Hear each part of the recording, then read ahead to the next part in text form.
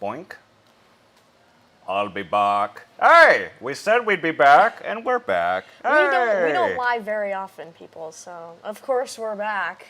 And, just like Arnold said. Yes, just like Arnold said. He always keeps his promises, even if it's part 2, 3, 4, 5, 6, whatever it might be.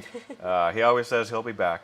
So, welcome back. This is part 2 of our Terminator recap. I'm your host, whether you like it or not, Matt Rasmussen, a.k.a. the King of Halloween, morning show director here, local filmmaker, and I'm joined once again by Sarah Connor herself, Anna Eckburg. Well, thank you for coming. Future. Yeah, thank you for having me. Again, that long jaunt from 2029. A whole 3 years, a long time, yeah. Lots of crazy stuff, I'm sure. Can you tell us what happened in 2029? What's it like out there? So, last time I checked, the world was done. It had ended. Everything was burned, and there were skulls and bones everywhere. But now, it's just like normal.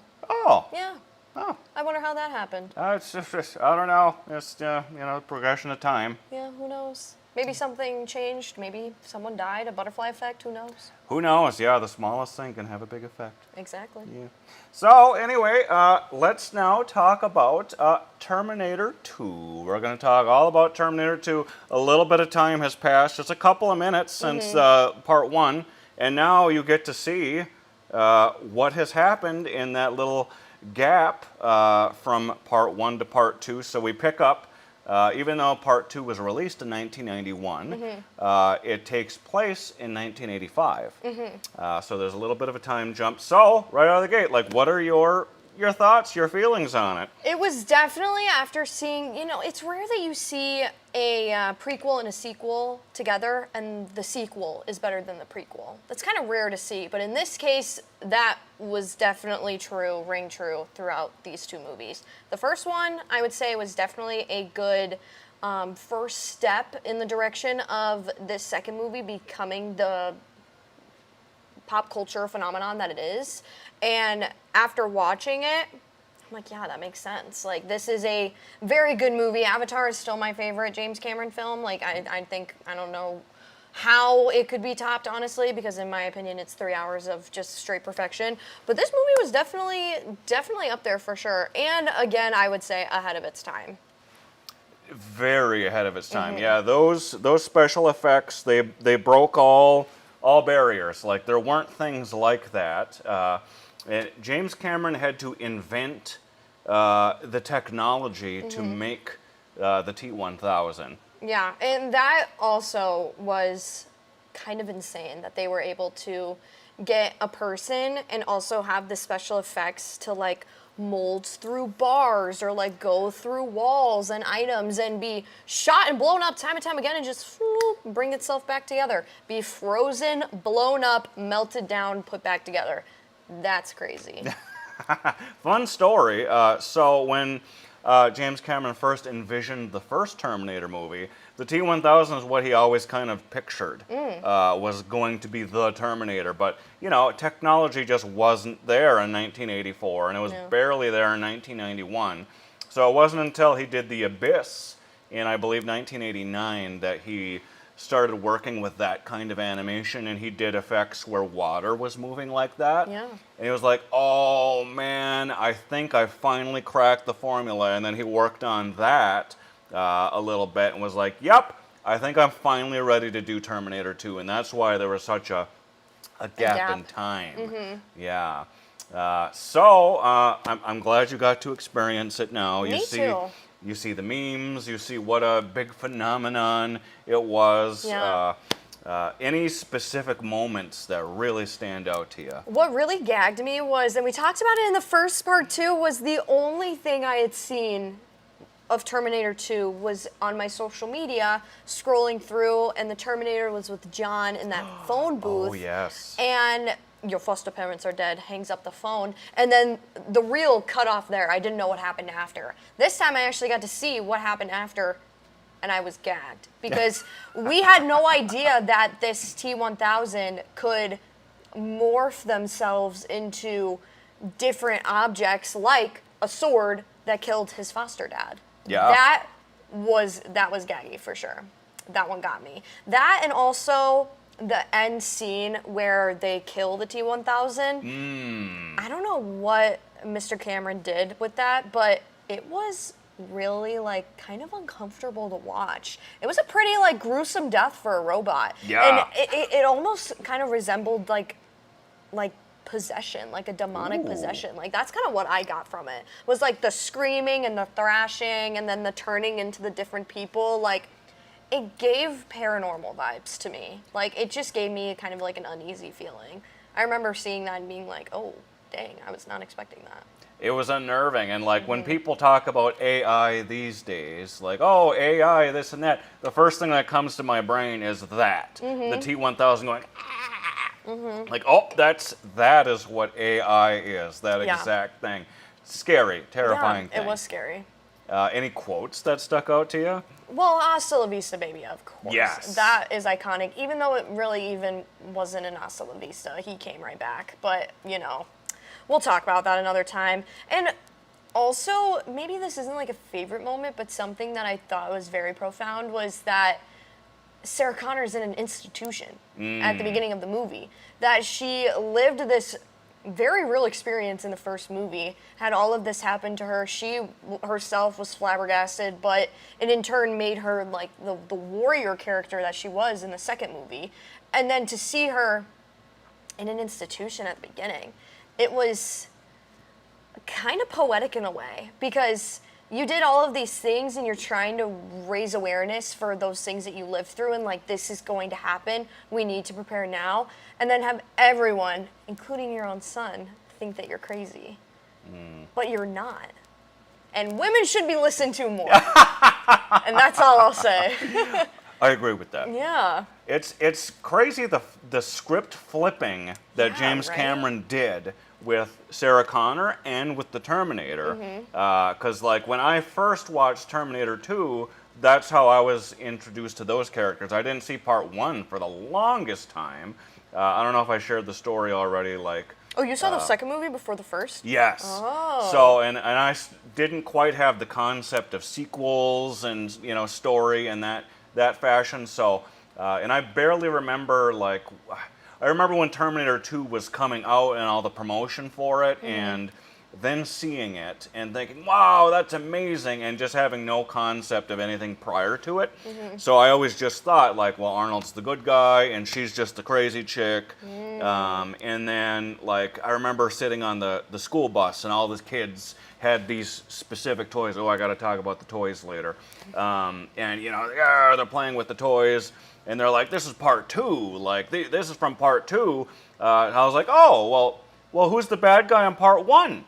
And one of the kids on the bus said, well, Arnold Schwarzenegger is. And I said, no, what are you even talking about? There's no way. You like, got that wrong. Why would he? Yeah, and I say, you are wrong. And he's like, no, you are wrong. And I say, you are wrong. And we just argued back and forth about who was wrong about Schwarzenegger being the bad guy. And then Arnold stepped on the bus at the next stop and said, gentlemen.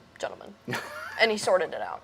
Yeah, he did. Yeah. Thank God, because he does hang around the Twin Ports area, as we know. Yes, I heard that, which is insane. UW Superior Doctorate, wow. Yeah. That quick little story in case you didn't watch it on the good side. So Arnold Schwarzenegger got 2 degrees from UW Superior in the Twin Ports here. 1979, he got a business degree, and then he got an honorary doctorate in 1996 for his, his connection and his help with the Special Olympics and things. And what a great time. Yeah, that's super cool. Anyway, to the toys. So I didn't even introduce the toys originally. So this is the one that I'm the most excited for right here. This is the Terminator 2 Bio-Flesh Regeneration playset. This is the one that people want when you have the toys. And so it's kind of like a creepy crawlers or easy bake oven kind of a situation where you pipe in the formula and then the flesh forms around an endoskeleton, and then you have battle, and then the skin rips off, and then you keep rinse and repeat with it. The thing I love about this specific set that I got is I have 2 canisters of the actual flesh material still. and it might even still be usable. Wouldn't that be something? Oh, That would be really fun. We could right now just bake a Terminator if we wanted. Unfortunately, we don't have all the time in the world, but just wanted to very specifically brag about that It's cool. because those canisters are Hard to come by. they're hard to come by and they're expensive. And then I also have the two other vehicles that came in this play set. So there's the Terminator car, which was originally designed for the RoboCop toy series, and then we have his motorcycle, of course, and of course they shoot projectiles. And then John Connor has his bike that he came with on the card there, and then they're engaged in a high-speed pursuit. We have the giant Terminator on the end there. He talks at you. I flipped him around for this episode so you could see the back. Same with this. This was like a Barbie and Ken doll that came out for the Terminator 2 3D that'd be scary. stage show. And so, I don't know if you can I don't think I'd want to see it in 3D. That would scare me. Yeah, it's a terrifying. And so that was like a low-key sequel, actually, Terminator 2 3D. And he actually, like 5 years later, James Cameron got back Linda Hamilton, Edward Furlong, Robert Patrick, and Schwarzenegger in like a mini little sequel that was part of this ride. And it was amazing. Again, he invented technology to make that happen. It was a big deal at the time. And that's why they started re-releasing these Terminator 2 toys. And I remember seeing those up on store shelves in 1996. And I was like, what is going on? There's no Terminator movie in theaters. But hey. Little did you know. Yeah, little did we know. It's technology. So anyway, that was that little tangent. Where are we at in our questioning here? I think favorite quote, Hasta la Vista was great. I also love Get It Together, John. And what was the other one? Oh, just like another thing I want to mention, and this is kind of a homage to Sir Arnold here. In the second movie especially, John is like, you need to become more human. Like, I know you're a robot, but, like, you need to develop more, like, human personalities if you're going to be with us and protect us. Because you're making it very obvious that you're not a human, that you are a robot or a cyborg or whatever the inclusive language is for a robot of that nature. And to see his character progression throughout the movie was really good acting because it wasn't, like, a complete switch right off the rip, and I don't even think it got to a point at the end where he was fully acting like a human. He still had a lot of his robotic traits, but you could see the very slight progression of him taking John's advice. And I thought he did that especially really well because he didn't go too overboard in the humanistic mannerisms. He kind of just followed what, Sarah and John were doing, and I thought that was really well done. I noticed that for sure.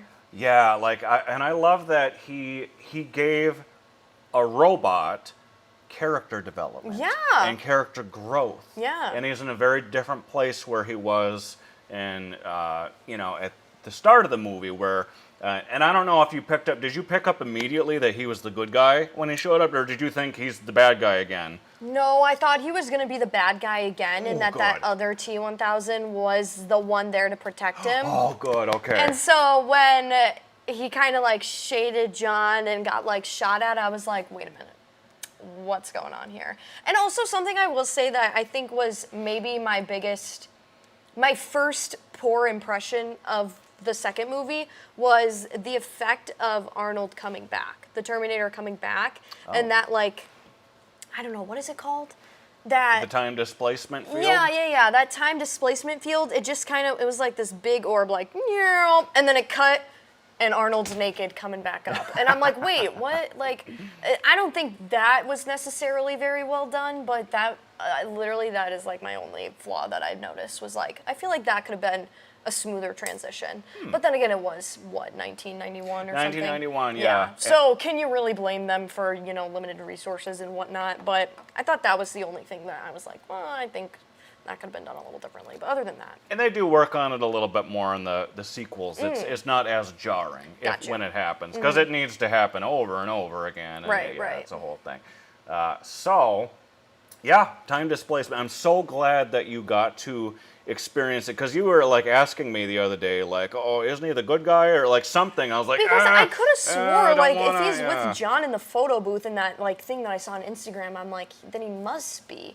But then he came back and someone else came back and they were both looking for him, and I was like, okay, maybe I'm confused. Or maybe like the Terminator is trying to like play some tricks on John and like actually get to his mother. But I don't know. I mean, they got to her at the end. They did. Not a lot of people got to experience that switch where he's the good guy because the marketing for this movie spoiled that out of the gate. Oh, really? Because it always said same make, same model, new mission. And then it was like before he was there to destroy, now he's Right. here to protect, and all the trailers threw that out there. So, Yeah. no one got to experience that unless you were living under a rock and didn't see the TV spots. Yeah. And I never experienced that either. Like, I just knew he was the good guy from all the, the merch. And so I'm so glad that you got to Yeah, I see did. that. That was what Cameron wanted. That is exactly what Cameron wanted. Yeah, and I got it. Yeah, so effects-wise, like, did you think, apart from, like, the time displacement thing, do you think everything else kind of held up? Yeah, I really do. Especially that end scene with the T-1000 being Oh, burned. yes. Like, I thought that was really well done for its time. It's especially that part. That really stood out to me. Yeah. Other than that, like, nothing is really... Ooh, the helicopter, too. I don't know. Oh. I don't know if that was necessarily special effects, but the way that it was done was super cool. Having that helicopter chase them down the highway. Oh, yeah. I don't know if that was special effects. It could have been, but I thought it was really well done nonetheless. I think that was all practical. Really? I think, yeah, Cameron wanted to stick to as many practical things as he could, and it okay. shows. Yeah. No, I thought that was really well done too. And he even did a quick little practical effect with the T-1000. I don't know if you remember. Well, yeah, definitely you remember the iconic part where he's frozen and he falls apart. Yeah. And then you just see the tight He's shots molded of it back together, yeah. melting, and that was all actually happening. That was not animation. He found like, what was it? It was some just lead or like some very simple basic thing, Wow. and he was able to get it to do that practically. And That's really cool. I think through those screen tests is how he was able to be like, this is how it needs to move when we animate it. Yeah. So yeah. That's really cool. Wow, I would have thought that was special effects too. That was really well done. Everything with the T-1000, I honestly don't think it could have been done in a better way. Agreed. And Yeah. there's a reason he's one of the most iconic villains / just cinema characters in history. Yeah, Like, because he's like essentially indestructible. Yeah. Unless you throw him in a pile of lava, essentially. and I never even saw that coming. I was like, they're never going to stop this guy. They've Yeah, done everything yeah. they can. They even basically blow him up, and it doesn't matter. Yeah, when he was melting back together, I was like, okay, how long is this movie? I had to like check because I'm like, good night. Okay, it's ending soon, but like, good night. It's taking a while to get there. But yeah, I thought it was all really well done. There's no stopping that T-1000.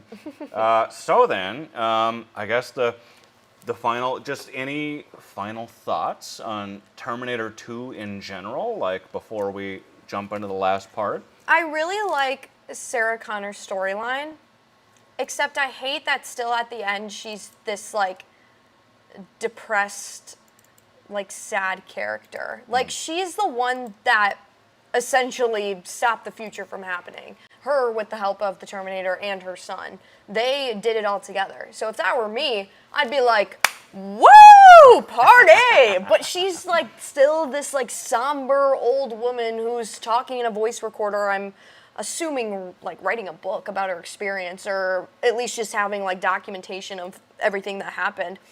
But she's still this like sad, depressed person because of everything. But I'm like, why though? Like you have a granddaughter, your son's alive, the world isn't over, like you're still here. I wish that they maybe made her a little more happy at the end and gave her a little more of a happy ending for her personally. But that was like my only no. And I also wish that she was more, I mean, granted, she was like stripped away from her son and kept in this institution for a while, but I also wish that she was maybe a little more motherly towards John too throughout the movie, instead of this like warrior, no one can hurt me, blah blah blah. Like, your son just like saved you from this institution. Like, I don't know. I feel like some more like warm and fuzzy would have been nice to kind of, I don't know, but I just would have liked to see that. I wish they didn't portray her as this like stone cold warrior, and maybe gave her a little more like heart and soul. That's my only note. It's a good call. Yeah, there was no appreciation after that whole. The T-1000 will definitely try to reaccommodate her at the asylum, and then she was like, "What were you thinking, John? Wow, you can't do anything even for me." And then and it's like, you can have that moment if you want, like, but then to also like be seeing your son for the first time, and it's like, you are so valuable. You're gonna be the one leading the charge in a couple of years when the world is ending. It's like, when is this the first time you're seeing your son in how long? A thanks for coming might have been nice. Yeah. Maybe like a hug or a kiss on the cheek, or like a, what were you thinking? Like, you could have died, like kiss on the cheek, but like, I'm glad you're okay. All right, let's go. Like, that would have been more motherly, you know? Because she is a mother, but she is also this, you know, stone cold badass warrior, but all we see is that stone cold badass warrior. We don't really see the motherly side of her, and I wish we did. But that's really all I have to say. Maybe you will in some of the further sequels. Oh, really? Maybe. So, being that I only had you watch part 1 and 2 against your will, which thank you for doing so, you don't need to watch 3 through 6, but there are some fun things that happen. Being that you only know that timeline, 1 through 2, this is the most fun thing. I want to know, what are your predictions for what happened in 3, 4, 5, and 6. And if you want, I have the video boxes here you can look at. Yeah, I don't even know what I could predict for those, because the chips are destroyed, the world was saved, and I really don't know. The only thing that I could think of is that some other super smart person comes up with an idea of their own for something similar to that and replicates it and restarts the storyline all over again. Okay. There's some interesting ideas you have here. So Terminator 3, here it is. Came out in 2003. Is it still Arnold? It's still Arnold. There he is. He is back again. Utterly spectacular. The best action film of the year. Well, thank you, CNN. Oh. T-101. Smash it. Oh, it's not directed by James Cameron. It's not directed by Cameron. That's why there's a hard cutoff in quality between 2 and 3. Interesting. So, what do you think happens in 3? Well, based on this, I think that, I don't know. I think maybe it's kind of like that video game that I was talking about in the first version, or the first part of this, is that they are robots, but they just kind of go around and act like normal people. But then, like, a rebellion happens because they want to be treated like everybody else, because they are acting and going around as normal people. I don't know. Okay. We'll reveal the answer in the next part for sure. And then here's part 4, Terminator Salvation. Oh my goodness, what do you think happens in part 4? Oh my gosh, Jake Sully. I forget who that actor actually is. Sam something. Worthington? Sam Worthington? Worthington? Wait, hang on. Looking, Kyle Reese. No. Yeah, Sam Worthington as Marcus Wright, a mysterious loner from the past, who challenges Connor with an impossible choice that will determine the future of the human race. Ooh. So maybe the world does end. It's kind of what I'm gathering from these synopsises. Okay. You're not too far off. Oh no, the world does end. Let's bring number 5 and 6 into the mix here. Let's see, where's number 5 even? Oh, here we go. Got all the things, there we go. Number 5. Oh, Arnold's getting some gray hair. Oh yeah, okay, so we're definitely seeing a comeback of our cyborgness. Oh, who is that? Emilia Clarke. Oh, awesome. Game of Thrones Oh, lady, she's playing Sarah Connor. Interesting choice. Now this time, unexpected events have altered the past. Altered the past? Oh! The timeline, Drama. the future is not set. This is confusing. Okay, And if you want to be extra, how do you change the past? extra confused is when part 6 comes into the mix. Oh my gosh, the OG Sarah's back. Okay, really? Why would you take away the OG and then bring her back for a later version? Wait, is that Tom Hanks? No. Wait, is that Tom Hanks? Nah. No. It would be awesome if it was. That would be awesome. Is that Leonardo DiCaprio?